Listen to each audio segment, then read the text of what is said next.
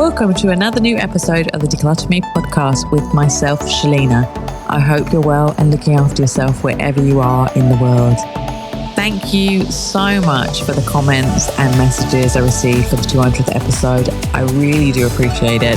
It meant a lot to get to this stage, and it means a lot that you're listening to me wherever you are in the world. So thank you so much. Starting off with the next 100 episodes, I thought it would be a good time to give you some digital decluttering tips. It's been a while and I know they're always helpful, especially as more and more digital clutter is coming into people's life. So a big collector of digital clutter are photos, mostly on your phone. So make it a daily habit to spend at least 5 minutes going into your Photos app and decluttering the repeat photos, the bad photos, the screenshots that you've taken that day. So do it every day and you'll make sure that you don't have excess clutter in your phone moving forward. I move all the before and after photos from my sessions with clients to the relevant file, and then I delete the photos from the app so that they're never there. So it doesn't take up space, because there are usually a lot of before and after photos and videos. So I don't want them taking up space on my Photos app. I just want them in the client's folder.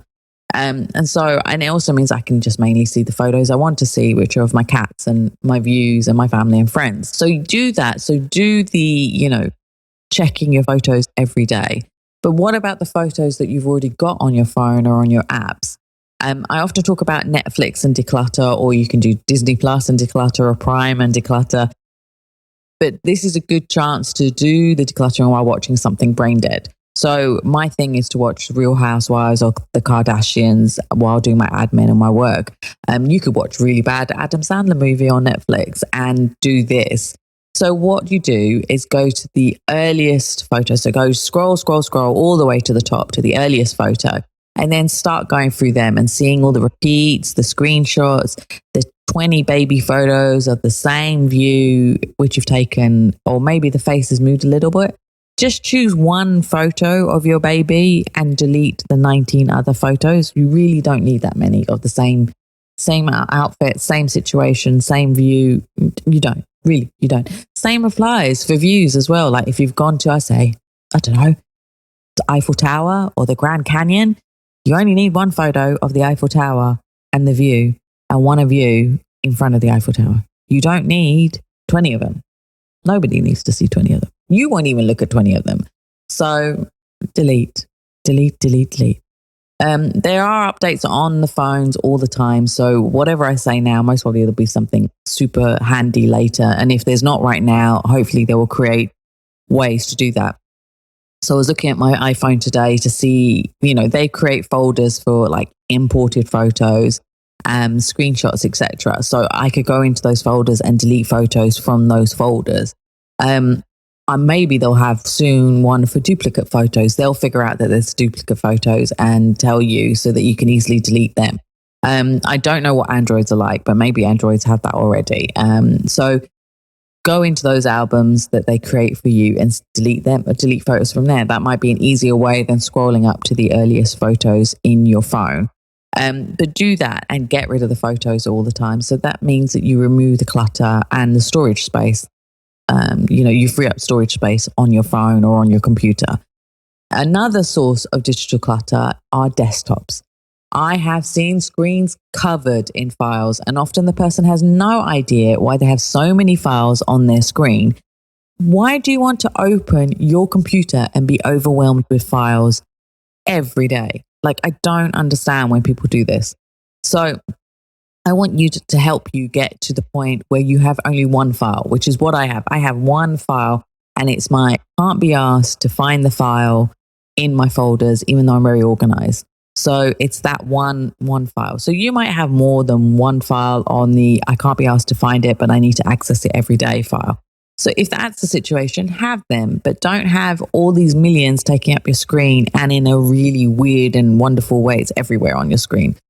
Get all those files and put them into one folder, and then do the Netflix and declutter. So sit in front of your, while watching TV, open your computer and then go into that folder and then go to the earliest files and start deleting the ones you don't want. So delete the screenshots, the notes, the random pictures, the duplicate files, files that are already in another folder. Remove all of those documents, and you should literally have about 2 to 3 documents most probably that you need.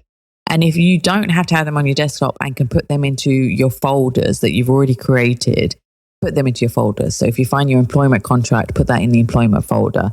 Any banking documents, put them in banking. Medical, So do that so that you get rid of all the documents that are on your desktop. And most of the time I find that people who have stuff on their desktops is either duplicate files are downloaded from emails, so they're already on the emails anyway, or the screenshots or pictures. So just remove them. You don't need to see them. And do that. And, if you spend 15, 20 minutes doing the declutter on those, you'll get rid of a huge amount of files and documents that shouldn't be on your desktop. I've talked about cloud server. So where do you store your files? Are they on the computer with no backup? Are they on hard drives as your backup, or are they on the cloud?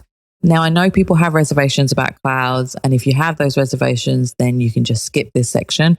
But if you are interested and you're not on the cloud yet, think about looking at Google Drive, iCloud, Dropbox, and some other servers that are out there. I've tried a lot of them. I have my preferred one now, which is based on the storage capacity I need and also on the pricing. But look at that to see what you need and what works for you. Getting a cloud server may be a good thing to do after you've decluttered a lot of files, because you don't want to spend money on storage when you don't need to. So it's a good time to now do the mini declutter and get rid of the files, so then you can get the right cloud server storage unit for yourself. If you have a cloud server, then you can access the files on your phone, on your computer. It's just great that you can access it wherever you are. And I put stuff into proper folders, so do that as well. So, my personal stuff is on personal folder, work stuff is in a different folder. So do that as well so that you can easily access everything whenever you need it. Finally, I cannot talk about digital decluttering without mentioning FAT, which was my favorite term. And I spoke about it in the first episode back in 2018. I'll include the file so that you can listen to it again. To summarize, FAT stands for file, act, and toss, and can be used for emails, for photos, for paper documents, friends, anything. You can even try it for food, maybe. But when something comes in, you either file it away, act on it, or toss it. So let's talk about emails. So when an email comes in, if it's something that you can file it away immediately. If you need to act on it and you can act on it in less than 2 minutes, act on it. If it takes longer than that, put it in the to-do folder, and then you go into that folder and deal with it within the day or the next day if it's a really long email. I remember when I was a lawyer, some of the emails used to be really, really long, so it might take a bit longer than a day to answer it. And then there's toss. So that's most emails that come in. I got an email today, funnily enough, from someone who obviously had my business card from a networking event from many, many years ago and decided to add me onto a marketing list without my permission. So as soon as I got it, in capital letters, there was no unsubscribe button. If there's an unsubscribe button, I will press that unsubscribe button immediately and then delete or toss that email. This one didn't. So what I had to do was write in capital letters, unsubscribe, and then delete that email. So do that. So if you keep on doing that, then you'll get less mail coming in. Obviously, there are some companies, especially in this region, that don't listen to the request to unsubscribe and still keep on spamming you. But in other countries, there is a thing of listening to people and unsubscribing. So do that. Unsubscribe from mails you don't need. So if you're getting, travel information from airlines and you don't even use that airline, then why are you getting the mail? Like, just unsubscribe and, delete it so you don't get this stuff coming into your inbox anymore. So you can use FAT not just for email, you can use it for paper mail. So I do it when I go back to the UK and get all the paper mail. And, I do return to sender if it's, spam and marketing mail. I deal with the mail if I need to, and then I file it away if I have to. So do that for everything that you can. You could do it for friends as well. You can either file them away as a sometimes friend, act on it by going out with them, or toss them if they're toxic. It's great. Fat. Gotta love it. So these are my top tips for digital decluttering. Let me know what else you do to get rid of the digital declutter in your life in the show comments. I love to see show comments, so just let me know. If you'd like more tips and advice, please follow DeCluttr Me on your social media channels. So I'm on all of them: Twitter, Facebook, Instagram, YouTube, everything except for Snapchat. And I'm at DECLUTTRME. And if you don't want to miss the next weekly episode, press subscribe and just let me know what you think. Leave a comment, leave a subscribe, just leave anything. And I'm so grateful for you, listening, following. I'll talk to you next week. So I hope you're well and take care. Bye.